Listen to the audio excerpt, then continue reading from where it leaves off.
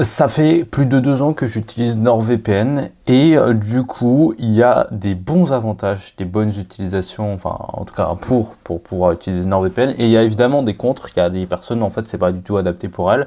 Moi c'est adapté pour moi et ce que je fais.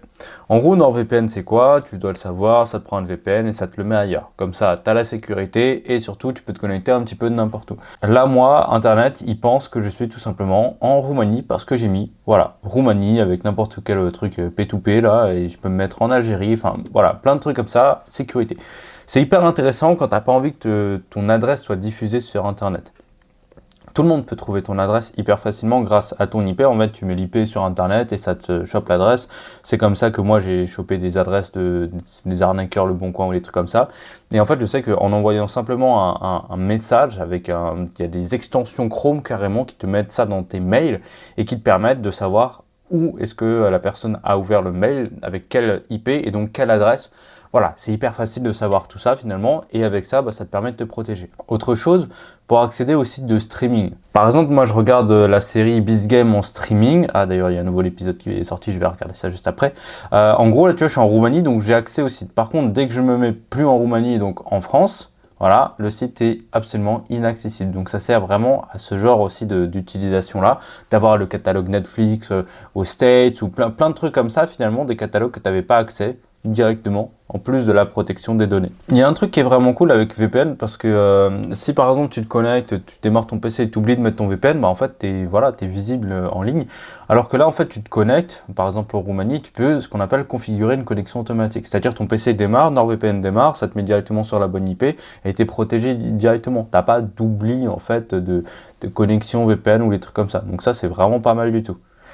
En termes de vitesse de connexion, là tu vois je suis en Roumanie, si on va faire un speed test, je suis fibré chez moi, tu vois il pense que voilà, ça c'est mon IP en Roumanie, et on va voir directement, je suis voilà, fibré, ça arrive généralement à plus de 800 mégasecondes à la fin du speed test, donc voilà, ça ne perd pas de vitesse de connexion d'avoir un VPN, donc ça c'est vraiment pas mal. Alors pour les débutants, la prise en main elle est méga facile, hein. Tu démarres dans VPN, tu as la liste des pays, tu te connectes au pays que tu veux. Je vois pas, il n'y a pas plus simple finalement. Tu peux chercher la ville, le serveur, le pays. Par exemple, si je veux aller à Boston, au State, alors si je peux l'avoir, Boston, voilà. Et j'ai juste à cliquer dessus et il va me mettre directement à Boston. Voilà, c'est méga simple. Même les grands-mères pourraient utiliser NordVPN tellement c'est simple. Alors il y a évidemment beaucoup plus d'utilisations qu'on peut avoir, par exemple les oignons de serveur, le WPN, une adresse IP dédiée.